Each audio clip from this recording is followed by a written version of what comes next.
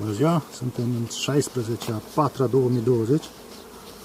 Am venit la stupină să vedem ce mai fac stupii. Rapița am florit de cam 3 zile. O să mă duc la sfârșitul zilei să mă uit și în lanul de rapiță, să vedem cât de atractive sunt pentru albine. Pe puțin la Urdiniș. La Urdiniș văd că vine cu polen de rapiță.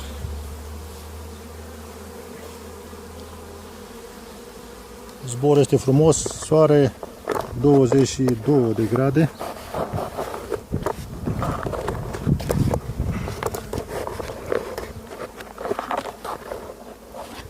Și m-am gândit să deschid un stup care e mai bunicel. Să vedem ce găsim în el.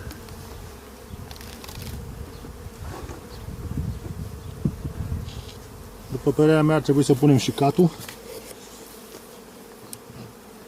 pentru că dacă îl umple cu miere în cuib, marca nu mai are unde să o și s-ar putea să răiască.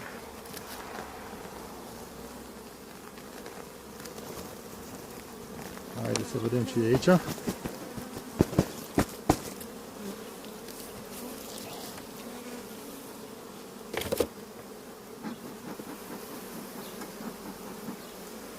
I-am dat o ramă la crescut săptămâna trecută, scuze. Să vedem dacă au crescut-o.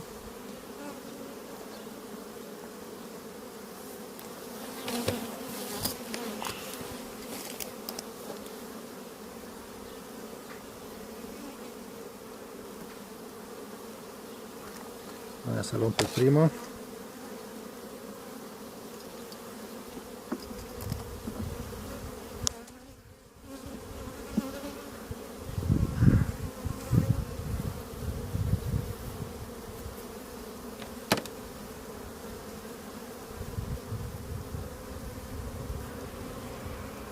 Puiet, puțin mai are căpăcit, în rest e larvar,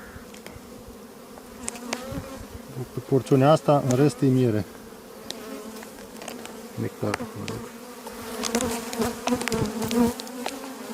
La fel și aici.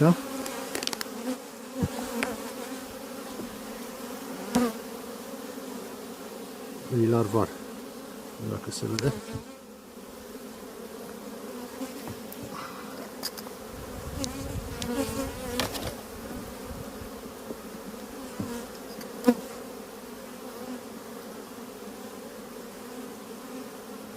Vedem a doua ramă, este mai ușoară.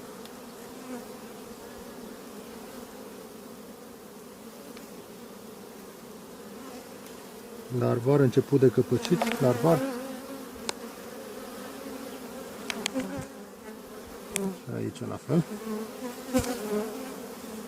Să vedem dacă vedem matcă.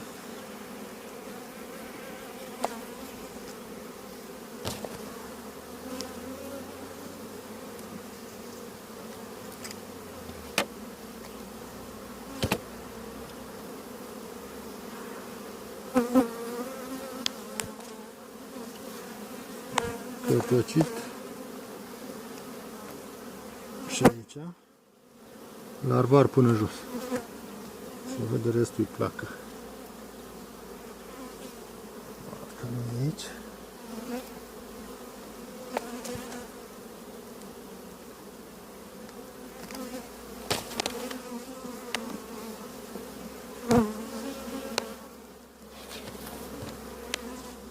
Asta era macetată la crescut.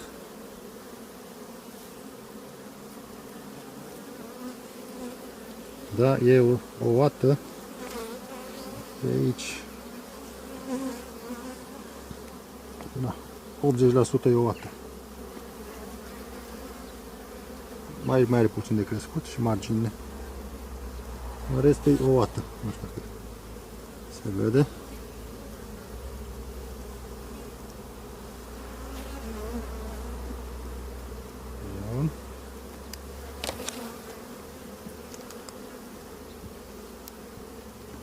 Ziceau că la rapice sunt agitate, dar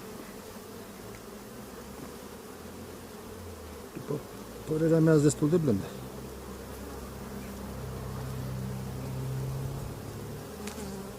Matcă, ouat, căpăcit, ceva ou și ceva nectar aici.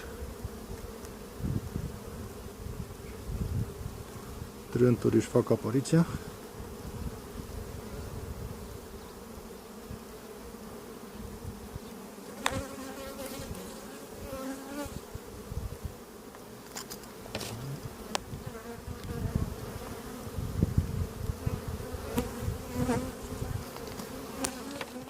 Următoarea ramă.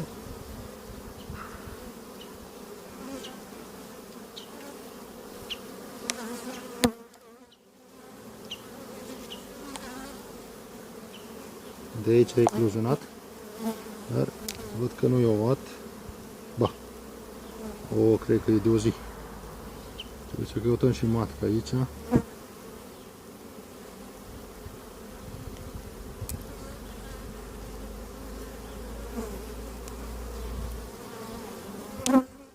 Aici e de, uitați și matca. Matca văd că nu-i vopsită. Văd de cam ar trebui să fie carnica. Că le-am schimbat toate cu carnica. 2018 ar trebui să fie roșii.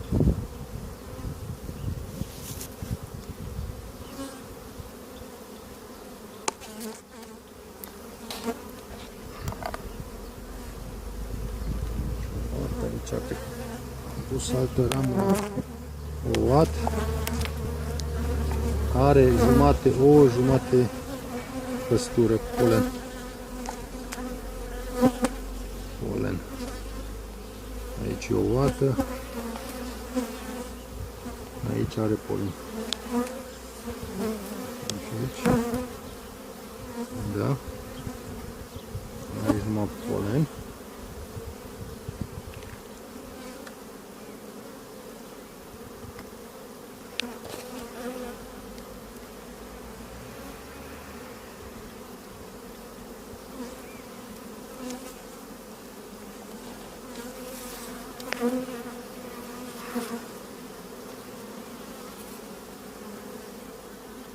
Aici căpăcit, ouat, căpăcit, ouat, cu trânturi ceva, la fel și aici.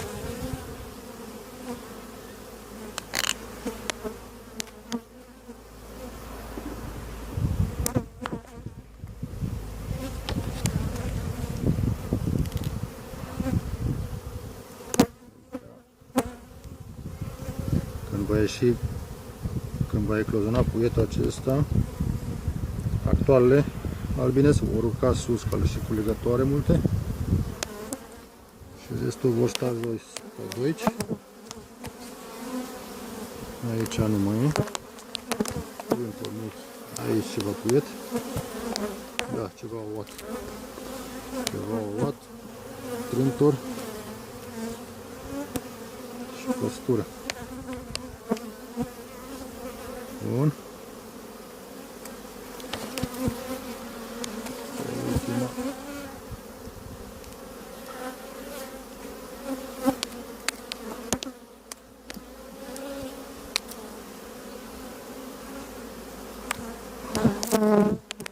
Păstură.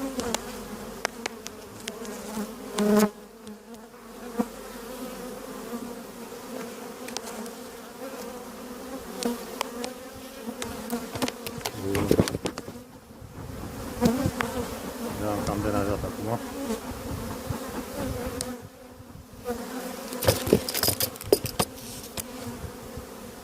Deci, de ouat mai are unde să pune.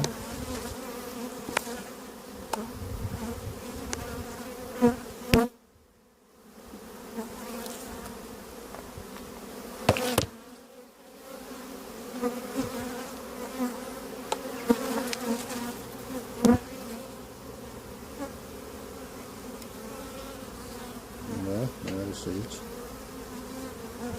Are serviciu de watt. Deci în mare are pe 2, 4, 6.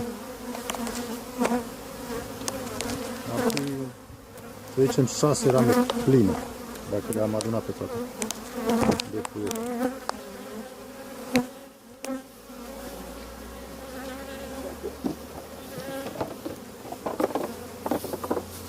Nu un cat.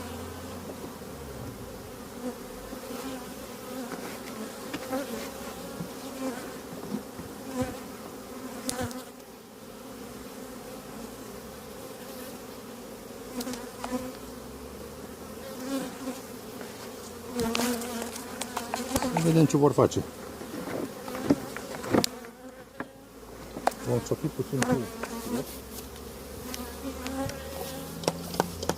să le curețe de cât.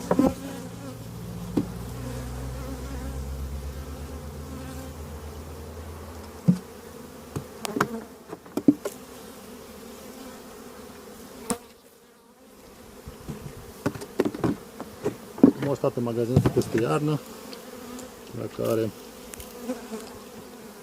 ceva mizere în ele.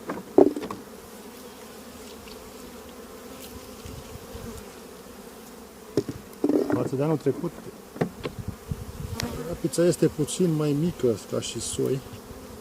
Anul trecut avea 1 metru. Anul ăsta va fi pitică, dar în schimb anul trecut nu prea am cules rapiță.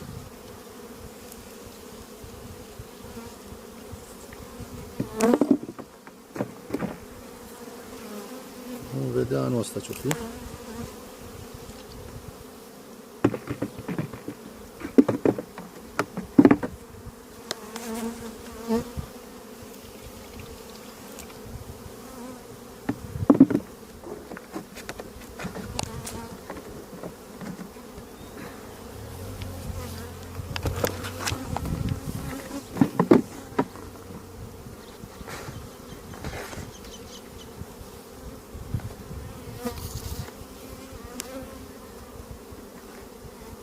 Bun. Mai am vreo 2-3 stupi care sunt mai tari. O să pun și la ea, după aia o să verific pe toți, să vedem dacă mai băgăm foițe la crescut, să-i pregătim mai bine de salcâm. Să vedem cu situația asta cu virusul, dacă mergem, nu mergem la salcâm. Vedem ce se mai întâmplă. Când termin din stupină, mă voi duce la lanul de rapiță să vedem și acolo cum arată. Și voi reveni. Să vă arăt cum am aranjat stupii. N-am reușit decât pe 3, 4, 10 bucăți să pun caturile. Mă așteptam la mai multe, dar așa s-o nimerit acum. Zborâi, rame cu puiet, cam îs pe 7-8 rame de puiet. Albină, văd că mai puțină. Da. Au fost și zilele astea 2, marți, miercuri, noapte 1 grad. Poate o dat mai încetul matca. În rest, problema la un singur stup. Era pe 6 rame. 6 rame de puiet. Numai că pe 2 au fost boci. Matca n-a mai găsit-o. Pe care trebuia să-l divizez, l-am împărțit în 3. Sperăm să se împerecheze cam de vreme, dar trebuie într-o râs să fie șapți. Ce să vă mai arăt? Evodia. Să vedem Deci acestea au început să dea frunzele.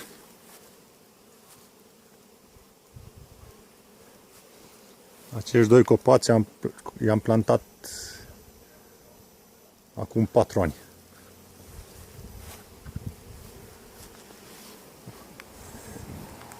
Și deja cred că au vreo 3 metri jumate, chiar 4.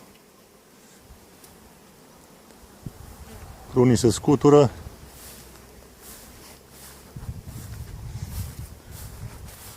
Să vedem salcâmul cum e.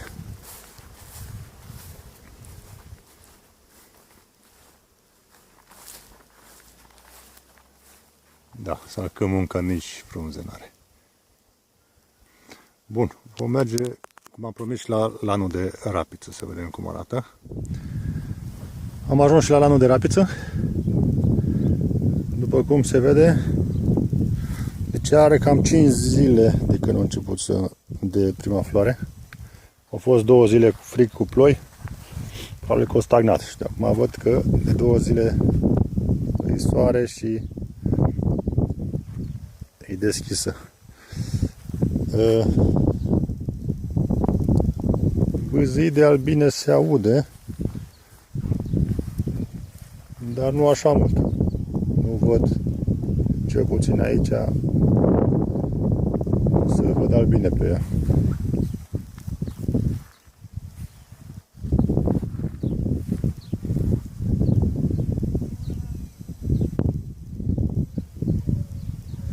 Deci, aia este o parte mai înflorită, pusă probabil că mai devreme, și în partea asta la altă este o bucată de tarla mai pusă mai târziu.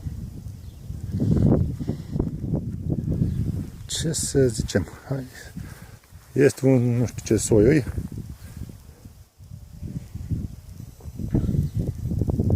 sperăm să dea ceva nectar. Să văd dacă se vede ceva.